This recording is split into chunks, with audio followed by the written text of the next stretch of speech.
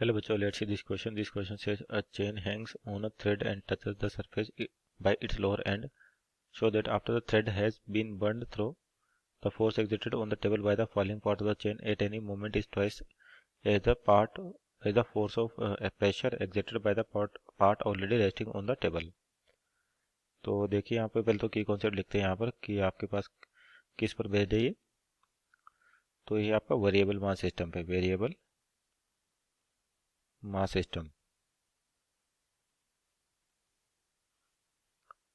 तो यहाँ क्या आपके पास क्या है कि चेन है, उसका एक पार्ट आप स्टार्टिंग में देखिए आप कम्प्लीटली हैंग है आपके पास, इस तरह से हमारी सरफेस है और एक चेन दे रखी है जो कम्प्लीटली हैंग है इस पर, इस तरीके से वो धागे से बांध रखी है आपके पास चेन इस तरीके से।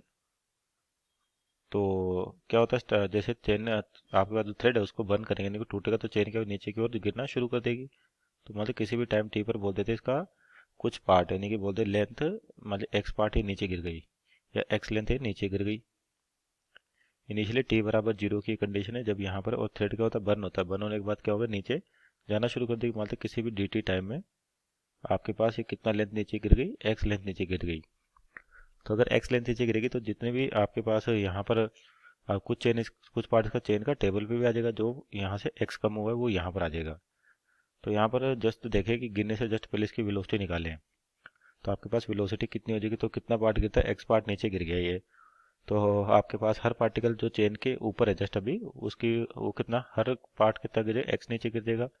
और इनिशियल वेलोसिटी जीरो है आपके पास। तो इक्वेशन ऑफ मोशन से निकाल सकते हैं अपन कि s equal to u t plus half a t square, या फिर v square minus u square बराबर टू ए एस, क्योंकि हर एक का एक्सीलरेशन कितना होगा, जी के बराबर होगा और डाउनवर्ड डायरेक्शन में, एक्सीलरेशन कांस्टेंट है आपके पास। तो v square equal to u square plus two a s लगाए अपन यहाँ पर। तो हर पार्ट की वेलोसिटी आ जाएगी, ये तो जीरो हो गया तो v की वैल्यू टू, ए कितना एक्सीलरेशन g, और कितना नीचे गिर गया, x साइड नीचे गिर गया। तो वेलोसिटी क्या होगी, जस्ट इस सरफेस से टकराने से पहले ये हो जाएगी रूट टू जी एक्स, और टकराने के जस्ट बाद वेलोसिटी क्या हो जाएगी, सपोज कर इसको u1 कह दे, इसको v2 कह दे, तो ये जीरो। तो अब क्या हो रहा है, जो पार्ट नीचे आ रहा है तो टाइम के रिस्पेक्ट में, तो ये बताना कि कितना फोर्स लगेगा। और ये जो फोर्स लगता है इसको अपन थ्रस्ट फोर्स कहते हैं। और थ्रस्ट फोर्स की वैल्यू क्या होती है आपके पास, एफ थ्रस्ट होता है v r d m by d t. V r d m by d t, v r का मतलब रिलेटिव वेलोसिटी आपके पास। तो यहाँ पर इनिशियली देखे तो ग्राउंड की तो जीरो है सही, तो इसकी वेलोसिटी हमेशा कितनी, रूट टू जी एक्स रहेगी। तो ये तो आ जाएगा root two ji x, root two ji x into d m by d t, यानी कि rate of change of mass. तो जैसे अपन कह लें कि कितना, जैसे एक्स लेंथ नीचे आई तो एक्स लेंथ का मान लिया अपन मास निकालना चाहें, तो यहाँ पर मान लेते हैं कि इसकी मास डेंसिटी कितनी है जो चेन की, यहाँ पे लिख दे चेन की mass density lambda, mass density. या फिर अपन ये भी कह सकते हैं टोटल मास एम है, लेंथ एल है, तो वहाँ से मास डेंसिटी निकाल सकते हैं केजी पर मीटर में। तो लेमडा के दिया अपने मास डेंसिटी है, तो dt टाइम में ये कितना नीचे गिर जाएगी, जो इसकी वेलोसिटी कितनी, हर एक पार्टिकल की वेलोसिटी क्या होगी, v होगी, और किसके बराबर, रूट टू जी एक्स की। तो dt टाइम में कितना मास नीचे गिर जाएगा आपके पास, यानी कि यहाँ लिखे dm, dm हो जाएगा आपके पास क्या होगा यहाँ पे, मास dm by dt lambda into x, और x की वैल्यू क्या हो जाएगी, v dt हो जाएगी आपके पास। पे कितना पार्ट आपका नीचे गिर गया, तो ये हो गया मास आपके पास dt टाइम में गिरने वाला। तो यहाँ पे dm बाई dt की बात करें तो ये सिंपल बचेगा लेमडा v, क्योंकि dt dt कैंसिल आउट हो जाएगा। तो इतना थ्रस्ट फोर्स लगेगा आपके पास टू जी एक्स इंटू लेमडा वी, और वी की वैल्यू कितनी वापस रूट टू जी एक्स, तो ये जगह टू जी एक्स लेमडा। तो ये थ्रस्ट फोर्स लग रहा है आपके पास यहाँ पर।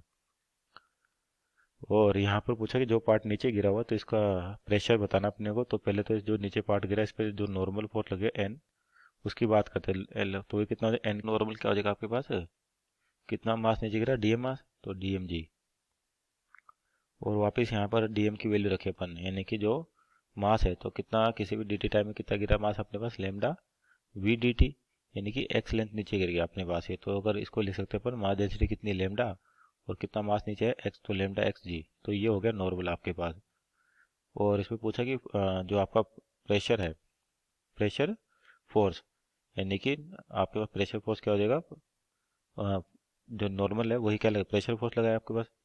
तो ये नॉर्मल फोर्स कितना रहा, लेमडा एक्स जी, और यहाँ पे थ्रस्ट फोर्स कितना, टू जी या लेमडा टू एक्स जी, यानी कि इसका डबल आ रहा है, जो आपसे यही पूछा था कि पार्ट जो होगा आपके पास फॉलिंग पॉइंट वो कितना फोर्स लगा रहा है, ट्वाइस लगा रहा होगा जितना कि फोर्स पे प्रेशर जनरेट हो रहा है, प्रेशर के कारण जो फोर्स जनरेट हुआ है जो इस पार्ट पे गिरा हुआ है। तो ये इसका कितना 2 टाइम्स है, यानी कि जो थ्रस्ट फोर्स है आपके पास 2 टाइम्स है किसकी, प्रेशर फोर्स की। तो यही अपने को प्रूव करना था। Hope you understood well, best of luck.